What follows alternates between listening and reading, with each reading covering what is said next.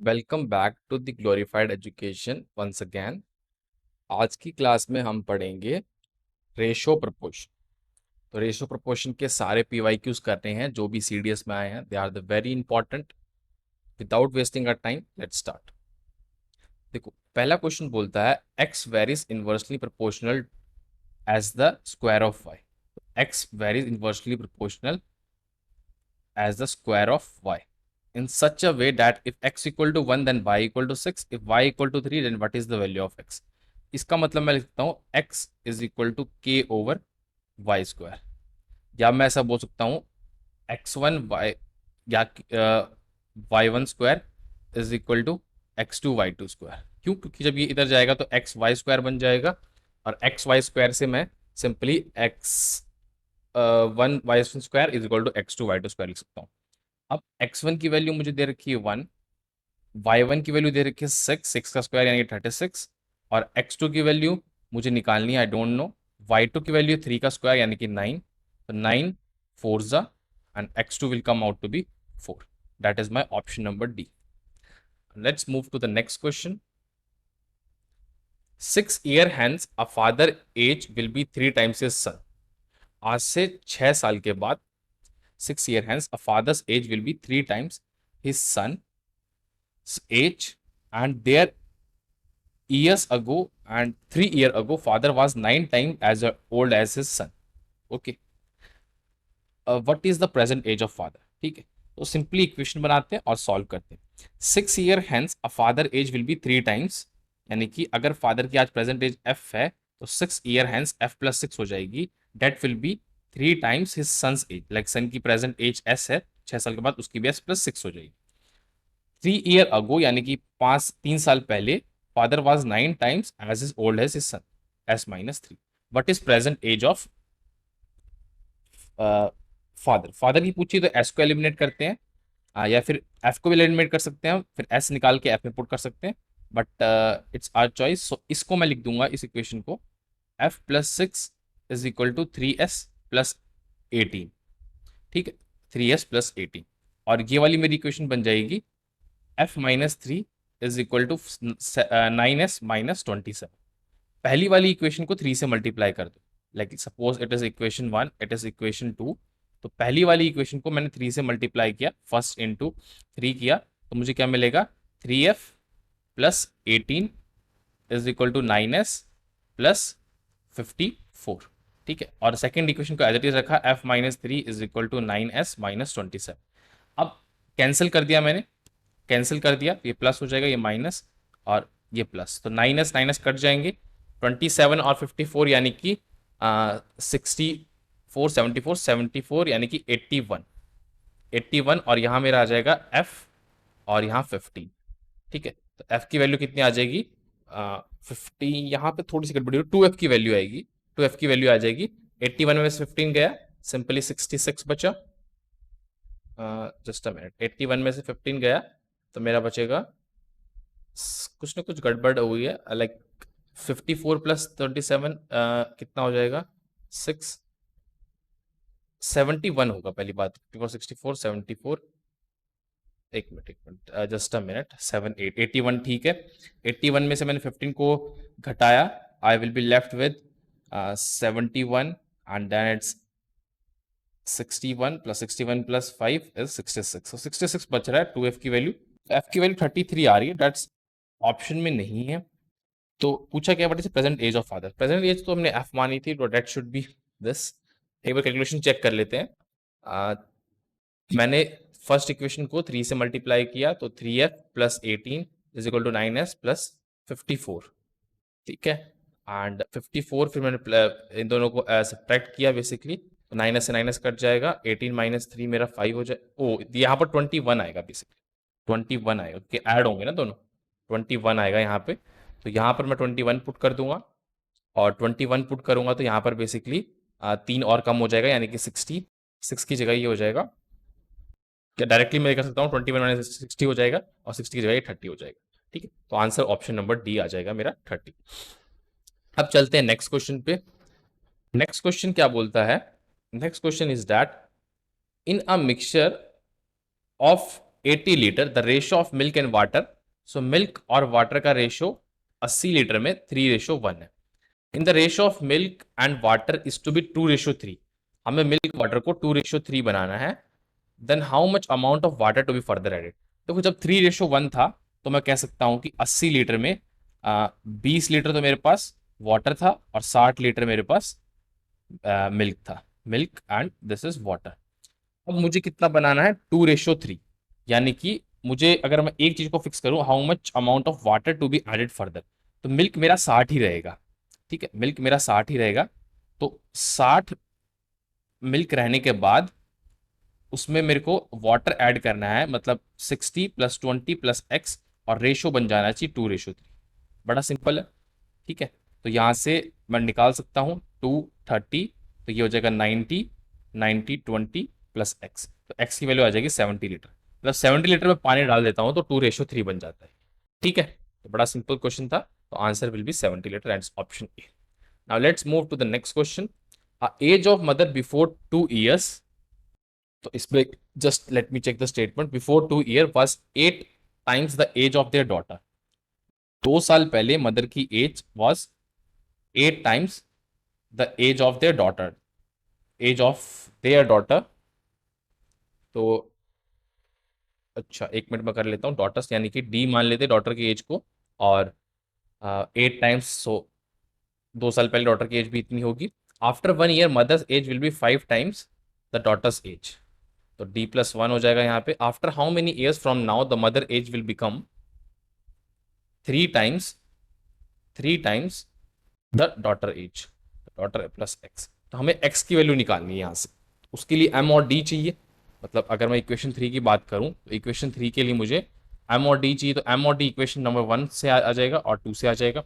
तो देखो directly minus कर देते हैं इक्वेशन को, तो हमें मिलेगा -3, मतलब मैंने 1 - 2 किया, 1 - 2 किया, तो मुझे मिलेगा -3 is equal to 8d - 5d कितना हो जाएगा, 3d, -16, और -5 कितना हो जाएगा, -21।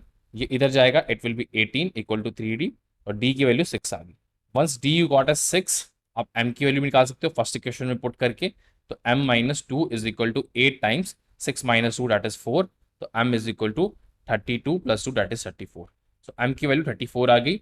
अब m की वैल्यू 34 मैं पुट कर दूंगा और m की वैल्यू 6 पुट कर दूंगा इक्वेशन 3 में। अब देखते हैं, तो m की value 34 + x is equal to 3 times 6 + x, तो सॉल्व करेंगे कितना आ जाएगा, 34 + x is equal to 18 + 3x।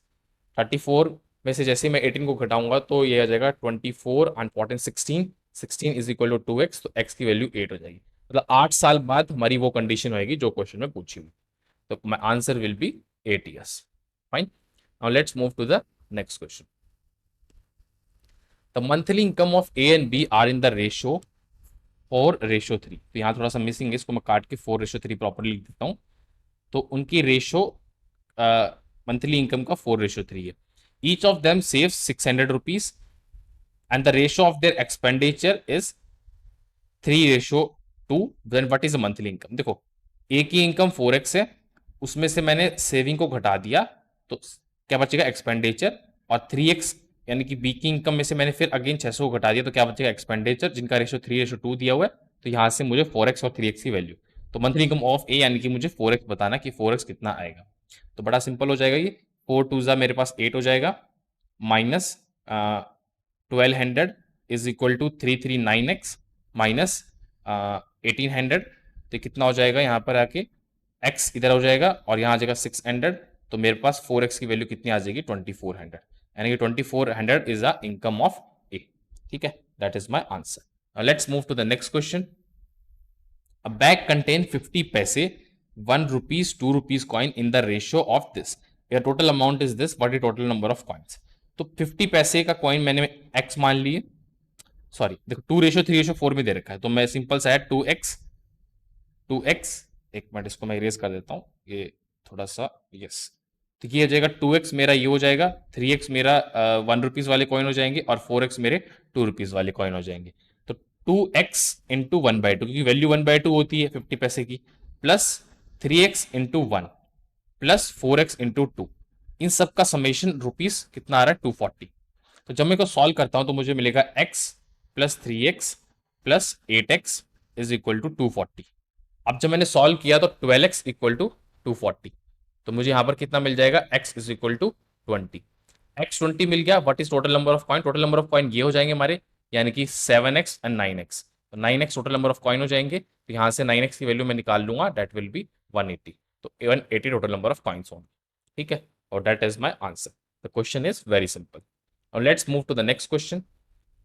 78 is divided into three parts which are proportional, and this is the like ratio 1 over 1 ratio 2 1 ratio 3 2 2। then what is the middle part? तो हमें 1/2 x की value निकालनी है, मतलब पहला 1x है, अगला 1/2 x है, और अगला 1/6 x है। तो इस तीनों का जो मैं सम करूंगा तो मुझे कितना मिल जाएगा, x plus x/2 plus x/6 is equal to 78। अब जब मैं इनको ऐड करता हूं तो सिंपली मुझे पता चल जाएगा 2x plus x over 2 plus x/6 is equal to 78। तो 3x और ये 6 यानी कि 18x plus 2x over 12 is equal to 78। तो हो जाएगा 20x over 12 is equal to 78। अब मैं यहाँ से काट सकता हूँ, मुझे मिडिल की वैल्यू चाहिए। तो पहले देखो 2 10 2 39, उसके अलावा 2 5 2 6, तो x की वैल्यू कितनी हो जाएगी 39 इंटू 6 ओवर 5। लेकिन मुझे वैल्यू चाहिए मिडिल पार्ट की, जो कि 1/2 टाइम्स है इसका, यानी कि 3। 39 इंटू 3 कितना हो जाएगा, 39 इंटू 3 हो जाएगा मेरा 117। तो मेरा 117 अपॉन 5 मेरा आंसर आ जाएगा। तो that is about this question. Now let's, ठीक है, आइए इस क्वेश्चन को देखते हैं। If x varies directly as y and inversely as square of z, when y equal to 4, z equal to 14, x equal to 10, y equal to 16, z equal to 7, then what is value of x? तो question को आराम से देखते हैं। हमें बोला है x very कर रहा है डायरेक्टली एज y, यानी कि डायरेक्टली प्रोपोर्शनल टू y, यानी ओके, और x वेरी कर रहा है inversely of square of z, यानी कि, तो इन दोनों की हेल्प से मैं बोल सकता हूँ x varies directly to y over z square. इन दोनों की हेल्प से बोल सकता हूँ, तो मैं बोल सकता हूँ x इक्वल टू के वाई ओवर जेड स्क्वायर, यानी कि इसकी हेल्प से मैं बोल सकता हूँ x1 z1 स्क्वायर। यानी कि देखो सिंपली मैं क्या करूंगा, यहां पर मैं आपको एक स्टेप और बता देता हूँ, x z square upon y is equal to K. तो इसकी हेल्प से मैं बोल सकता हूं कि x1 z1 square upon y1 is equal to x2 z2 square upon y2। ठीक है, तो अब जैसे मैं वैल्यूज को पुट करना स्टार्ट करूंगा तो x1 क्या हो जाएगा, x1 मेरे पास हो जाएगा 10, z1 स्क्वायर यानी कि 196, y1 यानी कि 4, x2 यानी कि एज इट इज मुझे निकालना है, Z2 यानी कि 49 एंड Y2 यानी कि 16। ठीक है, तो ये 4 से जाएगा, ये भी 4 से जाएगा, तो यहां से x2 की वैल्यू 160 आ जाएगी। That's a answer. Okay, now let's move to the next question. तो नेक्स्ट क्वेश्चन बोलता है what is the number which has to be added to each of the term of the ratio this so that it becomes this. तो simple है, 49x में मुझे कुछ y add करना है और 68 x में मुझे कुछ y ऐड करना है सच दैट ये बन जाए 3:4। तो मुझे सिंपली y की वैल्यू निकालनी है ना। ये जो नंबर थे 49, what is the number which has to be added to each term of the ratio this so that becomes 3:4।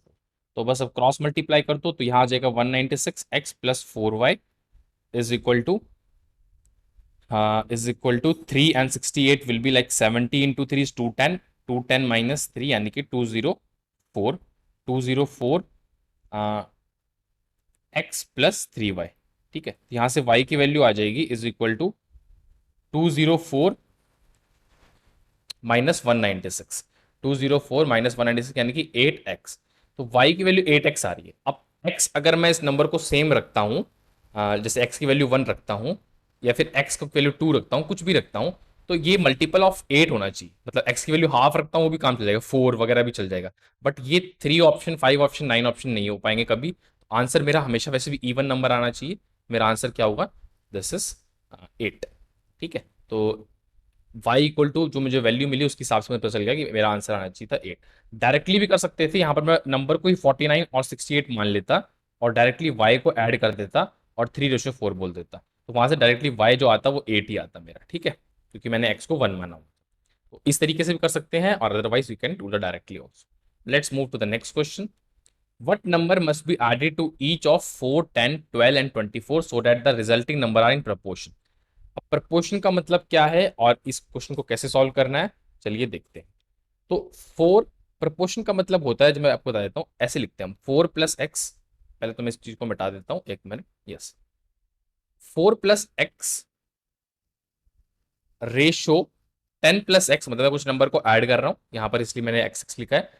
ये होता है प्रपोर्शनल का sign, 4 dots, 12 plus x ratio 24 plus x.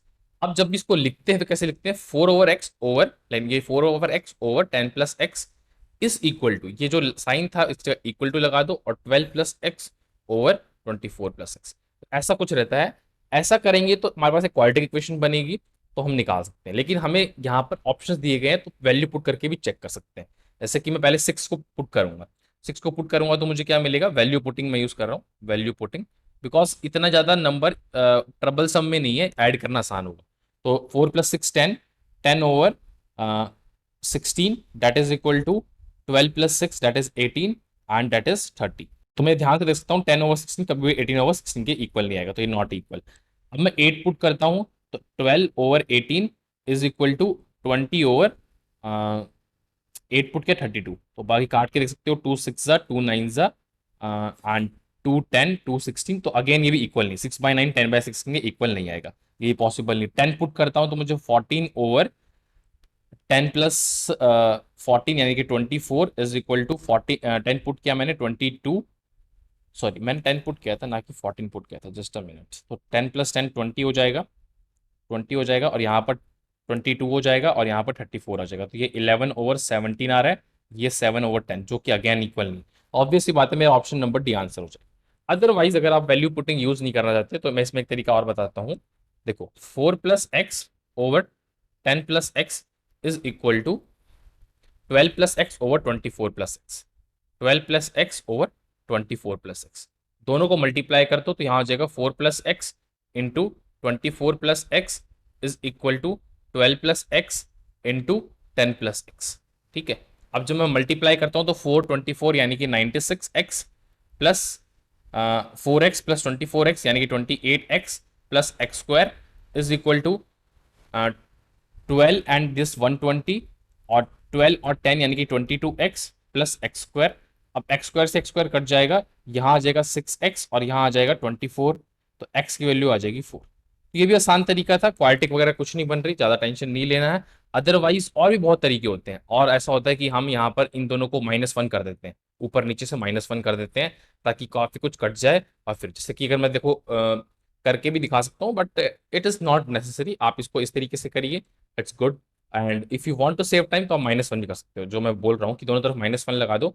4 plus x over 10 plus x -1 is equal to 12 plus x over 24 plus x -1। इससे क्या है कि x cut जाएगा एक तरफ से, तो क्वाड्रेटिक बनने की चांसेस भी कई बार होती है, तो वो रह जाती है ना। तो ये सब करने का तरीका होता है, otherwise like it is good. Okay, अब चलते हैं नेक्स्ट क्वेश्चन पे।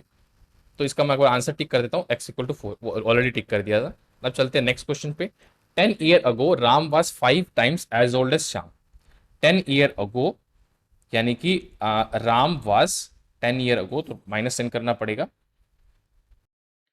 Ram was 5 time old as Shyam, but 20 year later from now he will be twice as old as Shyam. Okay, how many years old is Shyam. तो मुझे श्याम की वैल्यू निकालनी है, तो मैं आर को एलिमिनेट कर देता हूं, तो माइनस कर देता हूं ये इक्वेशन 1 और इक्वेशन 2 को। लाइक मैं एक बार बता देता हूं, इक्वेशन 1 माइनस इक्वेशन 2 मैं कर देता हूं। इक्वेशन 1 माइनस इक्वेशन 2 कर देता हूं, मुझे मिलता है -30 इज इक्वल टू 3s, और -50 एंड -20 यानी कि -17, यहाँ जाके ये हो जाएगा 740। एक मिनट, कैलकुलेशन मिस्टेक हो सकती है। How many year old is Shyam, present age of Shyam निकालनी है, twice as old as Shyam दिया हुआ है। ठीक है, आर में से आर कैंसिल किया, 0 -30 आ जाएगा यहाँ पे, -15 एंड -40 या -90 आएगा, -90। तो यहाँ जाके ये 60 हो जाएगा, 3s, तो s की वैल्यू आ जाएगी 20। ठीक है, कैलकुलेशन पे ध्यान रखना है, स्टेप बाय स्टेप सॉल्व करना है, आराम से सॉल्व करना है, आंसर आ जाएगा, सो दैट आपको डबल टाइम सॉल्व ना करना पड़े और प्रैक्टिस से स्पीड बहुत ज़्यादा इंप्रूव हो जाए। Keep improving speed as well as practice. So इसका हो जाएगा answer 20। Let's move to the next question. The sum of age of father and the age of a son is 75 years. The sum of age of father plus son is 75 years. Okay. If the product of their age before 5 years, if the product of age before 5 years, यानी कि 5 minus and s minus 5 was 750, then what is the present age of father? मतलब f की value निकालनी simple. इसमें क्या करते हैं हम, इसमें s को एलिमिनेट कर देते हैं। जैसे s को एलिमिनेट करने के लिए मैं क्या करूंगा, s को इन टर्म्स ऑफ इस इक्वेशन से लिखूंगा s is equal to 75 minus f, बस। तो f minus 5 is equal to 75 minus f minus 5 is equal to 750। तो इसको जैसे मैंने सॉल्व किया तो 5 माइनस f मिला, 75 माइनस यानी कि 70 minus f is equal to 750। अब यहाँ से मैं वैल्यू पुट करके चेक भी कर सकता हूँ कि कौन सा मुझे सेटिस्फाई कर रहा है। जैसे पहले 60 पुट किया तो 10 इंटू 55, तो आंसर नहीं होगा। 55 पुट किया तो 50 इंटू 15, 50 इंटू 15 यानी कि 720 मेरा आंसर हो जाए। 55 ईयर्स विल बी आंसर। तो इतना बड़ा कैलकुलेशन करने की जरूरत नहीं है, वैल्यू पुट करो और सॉल्व करो, क्वाड्रेटिक बनाने की जरूरत नहीं है। You have values, you can solve it. And let's move to the next question. Let y is equal to the sum of two quantities of which one varies directly as x. It's तो sum of two quantities है and other varies inversely as x. तो हम बोल सकते हैं y is the sum of two quantities, तो यानी कि y varies, उसमें से एक तो वेरी कर रही है डायरेक्टली प्रोपोर्शनल, यानी कि इसका सम, तो ऐसे मान के चलते हैं y is equal to p plus q मान लिया हमने। तो उसमें से one quantity directly proportional to क्या है, x है, और q वाली क्वांटिटी है इनवर्सली प्रोपोर्शनल टू x, यानी कि 1/x। तो मैं लिख सकता हूं यहां से p is equal to k1x और q is equal to k2x, और यहां पुट कर देते हैं तो y क्या आ जाएगा, सॉरी k2/x हो जाएगा, सॉरी फॉर दिस। तो y क्या आ जाएगा, k1x प्लस k2/x, ये y आ गया। अब मुझे यहां निकालना if y equal to 6, x equal to 4 and y equal to 10/3 and x equal to 3, then what is the relation between x and y। तो ये तो आसानी से हो जाएगा। यहाँ पर बस मुझे वैल्यूज पुट करनी, k1 k2 की जो वैल्यू आ जाएगी उसको मैं फिर रिप्लेस कर दूंगा और मेरा आंसर आ जाएगा। चलो ठीक है, दो इक्वेशन बनेगी, दो वेरिएबल। तो y को मैं जब मैंने 6 पुट किया तो और x को 4 पुट किया तो 4k1 प्लस k2/4 बन जाएगा। This is the equation number 1। और दूसरी इक्वेशन में बनाता हूँ, x को y को 10/3 पुट करके, तो 10/3 is equal to 3k1 plus k2/3। ठीक है, ये दो इक्वेशन दो वेरिएबल, तो कैसे सॉल्व करेंगे, यहाँ से आसान रहेगा कि हम इसको, मैं इक्वेशन वन को मैं 3 से मल्टीप्लाई कर दूं और इक्वेशन 2 को मैं 4 से मल्टीप्लाई कर दूं और वहां से k1 को एलिमिनेट कर दूं। चलो देखते हैं, इक्वेशन 1 को मैंने 3 से मल्टीप्लाई किया तो मुझे मिल जाएगा 18 is equal to 12k1 plus 3k2/4, और इक्वेशन 2 को मैंने 4 से मल्टीप्लाई किया तो मुझे मिल जाएगा 40/3 is equal to 12k1 plus 4k2/3। अब सब्ट्रैक्ट करेंगे, अगर मैं इक्वेशन को थर्ड मान लेता हूं और इसको इक्वेशन फोर्थ मान लेता हूं तो मैं 3 माइनस 4 करूंगा तो मुझे क्या आंसर मिलेगा। Let's move to the next page. तो 40 माइनस 3 माइनस 18, तो 40/3 minus 18 on the left hand side, और राइट हैंड साइड आ जाएगा 12k से 12k1 कट जाएगा, यानी कि 4k2/3 माइनस 3/4। तो 4/3 माइनस 3/4 k2 बचेगा। सॉल्व कर लेते हैं, यहां मुझे मिल जाएगा -54 यानी कि -14/3, और यहां मिल जाएगा 16 माइनस, एक मिनट कुछ मिस्टेक हो जाती है, चेक कर लेते हैं। 16 माइनस 9 यानी कि 7/12 हो जाएगा यहाँ पे, that is equal to k2। तो 7 ये हो जाएगा -2 और 3 4, यानी कि k2 इक्वल टू -8 आ जाएगा। k2 -8 आ गया तो फटाफट k1 भी निकाल लेते हैं। अब यानी कि अगर मैं निकालू भी ना तो भी मुझे पता है कि यहाँ पर ऑप्शन नंबर डी सेटिस्फाई कर जाएगा, क्योंकि यहीं पर k2 की वैल्यू -8 दिख रही है, k1 की वैल्यू ऑब्वियसली 2 आएगी, और यहाँ से मैं ऑप्शन बता सकता हूँ। और that is all about this question. Now let's move to the next question. ठीक है, नेक्स्ट क्वेश्चन कह रहा है, a bag contain ₹114 in the form of ₹1 50 पैसे एंड 10 पैसे कॉइन इन द रेशो 3:4:10। ठीक है, टोटल 1 रुपीज के तो 3x कॉइन है यानी कि मल्टीप्लाई बाय 1, 50 पैसे के 4x कॉइन है यानी कि मल्टीप्लाई 1/2, एंड 10 पैसे यानी कि 1/10 क्वांटिटी वाले 10x कॉइन है, और इन सबका सम 114 है। 50 पैसे कॉइन निकालने यानी कि मुझे वैल्यू निकालनी है 4x की, 4x की वैल्यू निकालनी। तो कितना आ जाएगा, ये 3x और ये हो जाएगा 2x, और यहाँ से 10 से 10 कट जाएगा, तो 2 + 3 6x इज इक्वल टू 114, यानी कि 6 1 and that is 54 means 9। So x की वैल्यू 19 आ गई, तो 4 की वैल्यू कितनी आ जाएगी, 76। 4x की value 76। That's a simple question. Now let's move to the next question. If a ratio b is this and b ratio c is this, then what is the value of a ratio b। तो हमें पता है a ratio b की जो value दे रखी है वो कितनी दे रखी है, 3/2। देखो पहले मैं सॉल्व कर सकता हूँ, 3/2 है ये, और दूसरा है मतलब मिक्स फ्रैक्शन को मैं अपने दूसरे फ्रैक्शन में चेंज कर रहा हूँ, तो ये हो जाएगा 8 + 1 दैट इज 9/4। ठीक है, यहाँ से काट सकता हूँ कुछ ना कुछ, 3 1 3 3 और 4 से दोनों तरफ मल्टीप्लाई कर देता हूँ, तो यहाँ आ जाएगा 2 और रेशियो 3, 2/3 मेरा a रेशियो b है।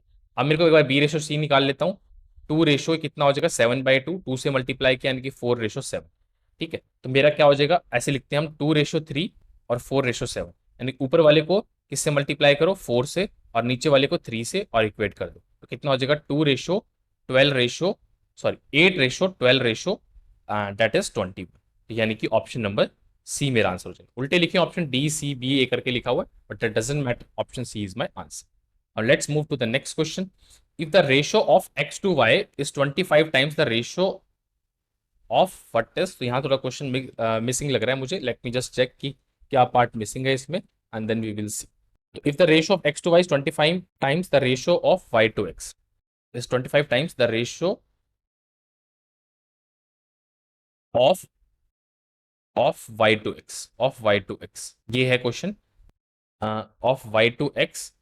और उसके बाद मुझसे पूछा हुआ है that is then what is ratio of x to y, मतलब x रेशियो y मुझसे पूछा हुआ है। तो if the ratio of x by y is 25 times the ratio of y over x, तो x बाय y पूछे तो बड़ा सिंपल है, कितना हो जाएगा, x² over y² is equal to 25, यानी कि x रेशियो y कितना हो जाएगा, 5/1। बड़ा सिंपल क्वेश्चन है, एंड तो ठीक है मैं यहाँ लिख देता हूँ, if the ratio of x to y is 25 times the ratio of y to x, is the ratio of the x to y is 25 times the ratio y to x, find ratio x by y। Question थोड़ा सा missing था, मैंने इसको ठीक कर दिया, find ratio x by। Let's move to the next question. If x ratio y is equal to 1/3, y ratio z is equal to this and z ratio t is equal to this and t ratio this is equal to 3, then what is value of k। इसको करने का बड़ा आसान तरीका है, जैसे x ratio y मुझे क्या दे रखा है, मैं देखो नंबर लिखता हूँ, 1/3 दे रखा है x रेशियो y, फिर y रेशियो z मेरे को क्या दे रखा है, 5/k। ठीक है, और z रेशियो एक मिनट, y रेशियो z मुझे दे रखा है 5/k, z रेशियो t दे रखा है मुझे 2/5, और t रेशियो x दे रखा है मुझे, देखो यहां पर मेरे पास आया, ये तो एक्स वाई का रेशियो था, फिर मेरे पास आया this one is Y Z ratio, then this is Z T ratio, और टी एक्स रेशियो दे रखा है। टी एक्स रेशियो की वैल्यू कितनी दे रखी है, 3/4। ठीक है, तो इसको हम स्टेप बाय स्टेप भी सॉल्व कर सकते हैं अपने ट्रेडिशनल तरीके से, कि एक्स बाय वाई तो मेरे को दे रखा है 1/3, वाई ओवर जेड दे रखा है 5/k, और z ओवर t दे रखा है 2/5, और t ओवर x दे रखा है 3/4। तो k निकालने के लिए मुझे क्या करना पड़ेगा,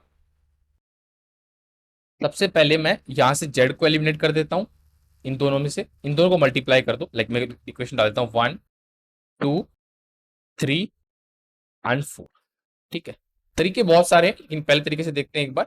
मैं 2 और 3 को मल्टीप्लाई कर देता हूं, तो मुझे क्या मिलेगा, y ओवर टी, एक मिनट, y ओवर टी इज इक्वल टू, ये तो एक तरफ हो जाएगा, और 10/5k। ठीक है, यानी कि y ओवर टी कितना मिल जाएगा मुझे, 2/k मिल जाएगा, 2/k। अब मैं क्या करता हूं, 2/k, हाँ। अब मैंने क्या किया, फर्स्ट की हेल्प से मैंने क्या किया, y को एलिमिनेट करना चाहा, तो 1 और इसको फिफ्थ को मल्टीप्लाई करते, ये फिफ्थ सपोज, तो जैसे 1 और फिफ्थ को मल्टीप्लाई किया तो मुझे क्या मिलेगा, y से y कट जाएगा, x ओवर t की वैल्यू मिल जाएगी 1/3 इंटू दिस, यानी कि 2/3 की। और अब ये भी दे रखा है मुझे, तो यानी कि x ओवर t की वैल्यू मुझे यहाँ से 4/3 दे रखी है, तो 2/3 के मुझे क्या मिल जाएगा, ये थोड़ा सा ना पेन रिपीट चल रहा है, एक मिनट, हाँ। तो 2/3 के मुझे क्या मिल जाएगा, 4/3।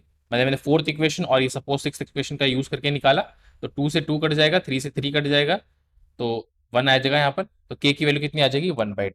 k की वैल्यू 1/2 इज माई आंसर। ठीक है, तो k की वैल्यू 1/2। तो ये ट्रेडिशनल तरीके से किया, we haven't like applied any other thing. Question solve हो जाते हैं। The main thing is you have to keep patience and keep working hard to reduce the time. ठीक है, now let's move to the next question. A person P started a business with a capital of this, and another person Q joined P after some months with a capital of this. Out of total annual profit of 1644, P share was 1212. Why did Q join as partner?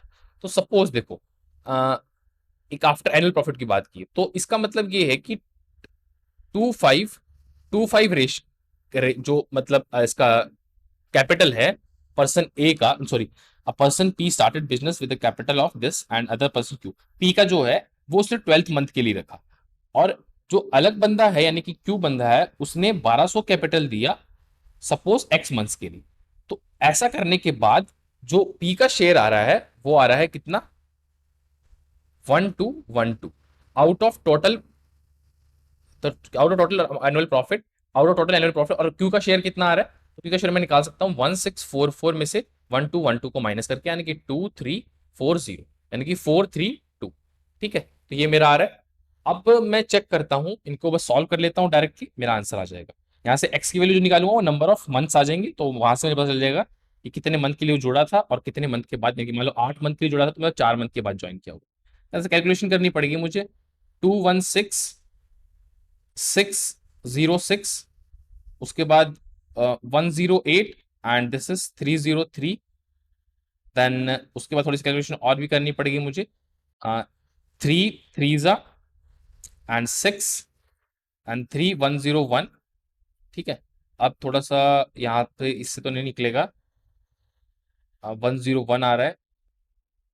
101 अगर मैं इधर देखूं तो देखो एक तरीका और है कि मैं वैल्यू भी पुट कर सकता हूं, लेकिन वैल्यू पुट करने से बढ़िया है पहले यहाँ से काटते हैं, ये बचेगा 100, 5 से काटता हूं तो 505, और इट्स विल बी 20।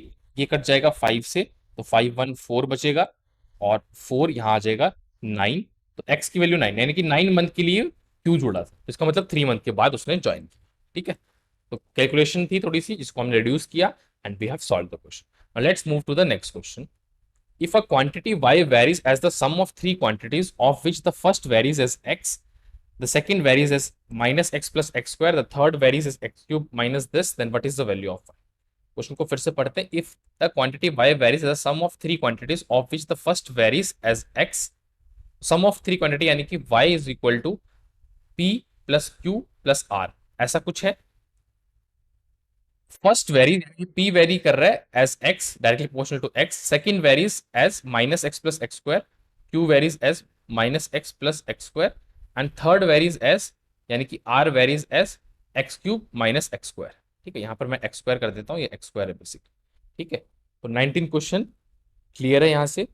अब मुझे निकालना है what is value of y, मुझे वाई की वैल्यू निकालनी है, जहां कुछ कांस्टेंट भी ले रखा है L N M R constant करके। तो बड़ा सिंपल है, वाई को मैं लिख सकता हूं k1x plus k2 times minus x plus x square plus k3 times just a minute, इसको इरेज कर देते हैं, k3 times x cube minus x square. अब कांस्टेंट वगैरह इकट्ठा ले लेते हैं, यहां पर देखते हैं इसको। तो y इज इक्वल टू कितना हो जाएगा, k1x प्लस या फिर minus k2x plus k2 x square plus k3 x cube minus k3 x square. अब इकट्ठा कर लेते हैं, k1 माइनस k2 एक्स हो जाएगा plus k2 minus k3 x square हो जाएगा प्लस k3 एक्स क्यूब हो जाएगा। तो अब यहां से देख सकते हैं ऑप्शन बी सेटिस्फाई करा, साफ साफ मैं देख सकता हूँ। k1 k2 को माइनस मैं कुछ k मान लेता हूँ kx, इसको मैं कुछ l मान लेता हूँ lx स्क्वायर, और इसको कुछ m मान लेता हूँ तो mx क्यूब। तो बड़ा आसानी से मेरा ऑप्शन नंबर बी सेटिस्फाई कर सकता है। ठीक है, ट्रेडिशनल मेथड वर्क्स हेयर, आपको करना पड़ता है, ट्रिक्स भी वर्क करती है, ऐसा कुछ नहीं है, but wherever it is necessary I will tell the trick, and where it is necessary to go from the basics, I will tell the basics. 3 has increased in the ratio, मतलब एक की salary थी 22x जो increase होके 25x बन चुकी, एक labour की बात की गई यहाँ पे, and the number decrease in the ratio 3, लेकिन ये पहले 3y नंबर्स थे, अब 2y हो चुके हैं। टोटल बिल अगर मैं देखूं पहले का तो कितना आता है, 66xy आता है, और अभी का बिल आता है 50y, 50xy। ऑब्वियसली बात है अभी बिल कम आ रहा है, तो जो अभी बिल आ रहा है उसकी वैल्यू दे रखी लाइक 5000, तो XY की वैल्यू यहाँ से कितनी हो जाएगी, ये कट जाएगा यानी कि 100। जैसे मैं यहाँ पुट करूंगा तो मुझे पहले वाला बिल मिल जाएगा 1600, जो कि नन ऑफ दिस हो जाएगा, option number D will be the answer. बाकी क्वेश्चन नेक्स्ट क्लास में देखेंगे। Keep learning, keep working hard.